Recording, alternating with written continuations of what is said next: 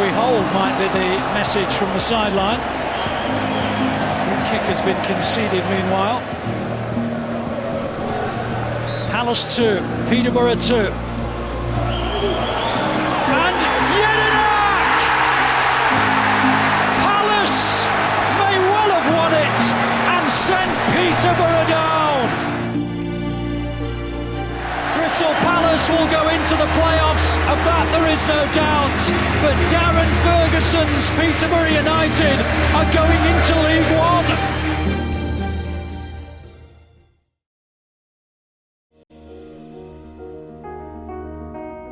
We have our eyes on certain targets, which we have all summer, but we didn't want to do things the wrong way, and we have to wait.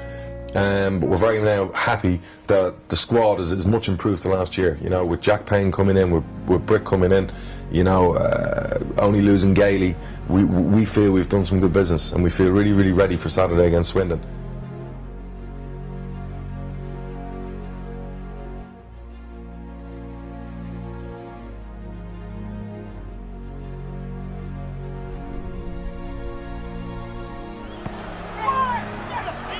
One Brisley's header, and in on the follow-up, it's McQuaid who pounces, and Peterborough take the lead early. And in the thick of it, it's in. And it was Brisley who rose. And on goes Little. It's a terrific run, and penalty at the end on the shoulders of the man they would want in this situation, Britt Assombalonga.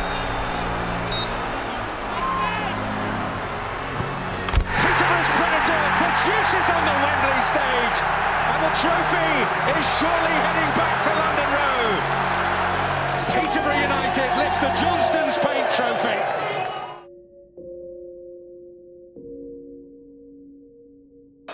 Dean Cox for Leyton Orient. The ball does its job. Dean Cox again. This time it's in.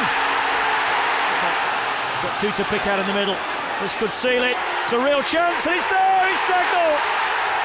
And Leyton Orient are going to Wembley.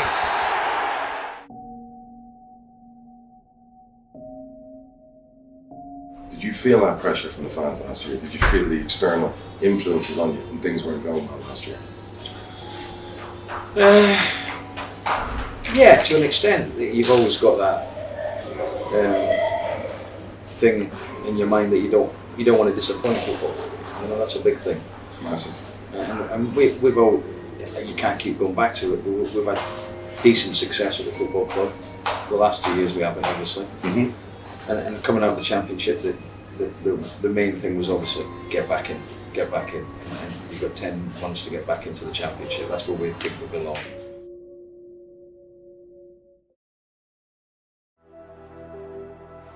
The goals we lost were awful. Could have been more, really. Half-time came at a good time for us. And I just felt that every second ball, every header, every tackle was won by Milton Keynes today. Sometimes performances are undefendable, and that was certainly the case in the first 45 minutes. I mean, if we had performed like our fans today, we would have won the game comfortably. Our fans were absolutely magnificent, and I do owe them an apology. There's no question about that. As a group, we owe them an apology.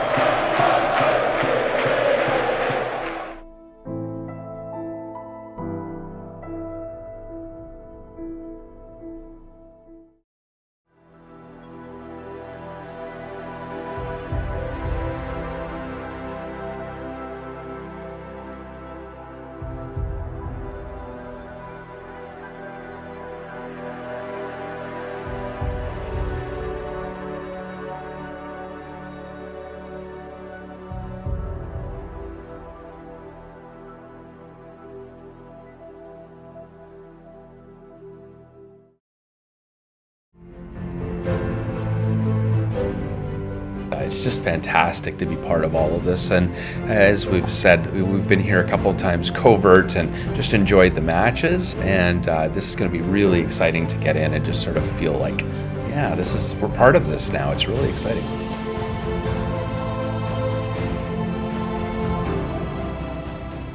Yeah, I mean, I've got a great bond with the football club, and You know, obviously we've had success, we've had moments when the chairman's felt they needed to change things, which he's entitled to do. But because you've had success a couple of times previously doesn't mean you're going to get it again. But I know what the club's all about, I know what the fans want, and hopefully we bring back, you know, as many wins as we can. But I'm really looking forward to it. I feel good and feel fresh, and you know, if I came back and we managed to get another promotion, it would be fantastic, and that is the aim.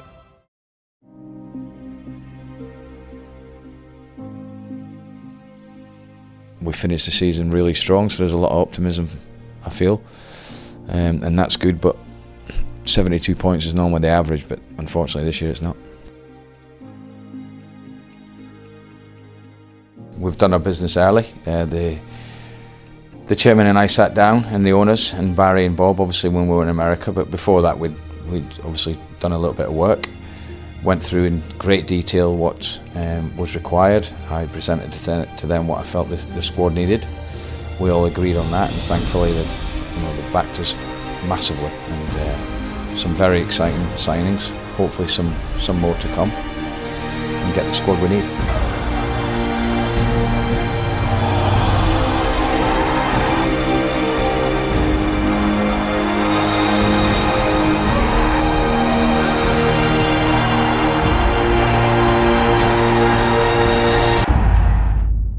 You must stay at home. Coronavirus. Good afternoon and welcome to Sky Sports News. As the Premier League, Football League and Women's Super League is suspended until April the 3rd due to coronavirus. We'll be live to Premier League headquarters in just a moment. You know, hopefully we can get our boots back on soon and get back out on the pitch, and hopefully we can carry that momentum on that we left. Yeah, we're desperate to finish the season and see where it can take us, because for me, the squad that we have at the moment in time is exciting times. But I do feel like we have to, because obviously it'd just be unfair to not finish it being where we are and where other teams are and this, that and the other. But yeah, we'd be mad not to finish the season. The big winners, I suppose, in League One would be Wycombe, because they currently sit just outside the playoff places, but after points per game, unweighted, remember, they would move up to 3rd spot, and then Darren McAntony's Peterborough would be the team to drop out. So you'd imagine they will have a fair amount to say. How are you going to be able to convince the rest of the league that your pursuit of football is something that they should pursue, when obviously you need maybe 75% of the vote? Sure. Look, a couple of things we're not clear on. We don't quite know what percentage of the vote we need. That seems to be changing every day. But look, you're absolutely right. It's about 120 to 140 grand for the testing. And then we don't know the full cost then of playing the actual games behind closed doors. You're saying there another 150 grand. Here's the figure we don't know, Gary. And this is the real worry. We don't know the price of not doing it.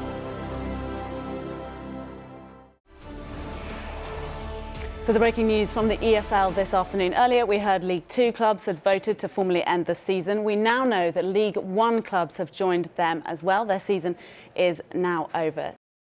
Well, let's have a look at what the league table is now, because you dropped out of the playoffs, but there was every possibility it wouldn't just be the playoffs for you, it would be top 2 as well.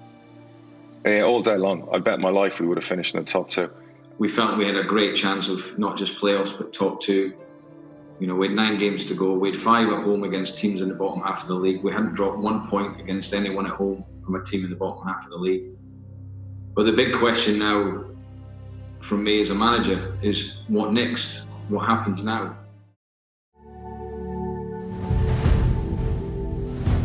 I know what I can do. So I don't really have much to say apart from that. I know what I can do. I think everybody knows what I can do. So just going on the pitch and proving it now. I enjoyed my time here when I came on loan so much, and I was gutted the way it finished. And people always say, "Oh, you've got unfinished business." Well, we have. And as soon as I found out I could go on a perm to League One, it was only one League One team I was coming to.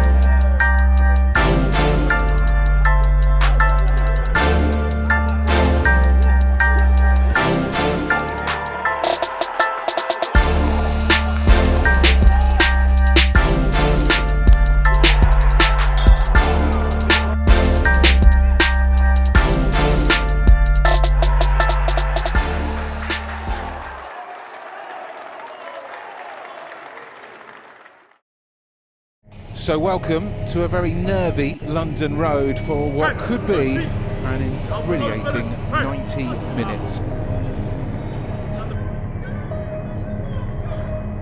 The cross comes in, it's a free header, and Lincoln City have taken the lead.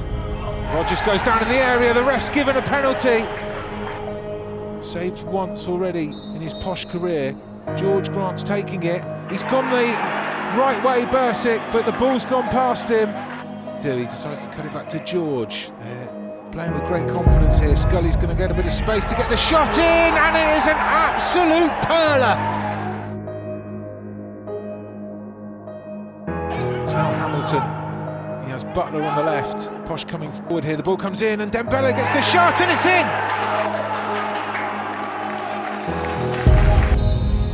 Johnson Clark-Harris has pulled rank. He hits it, it's deflected! It's been the back of the net!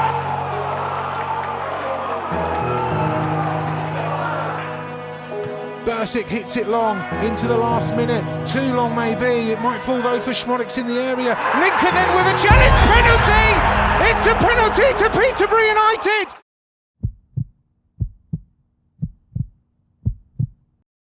Please, anyone, Ben, come on.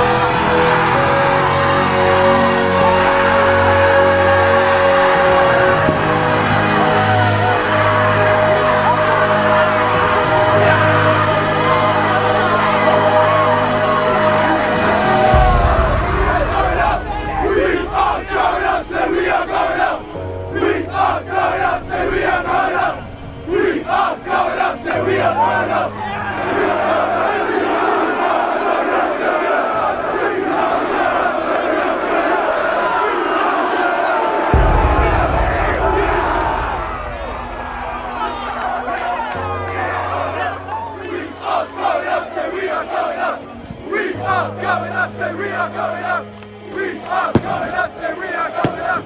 We are going up, say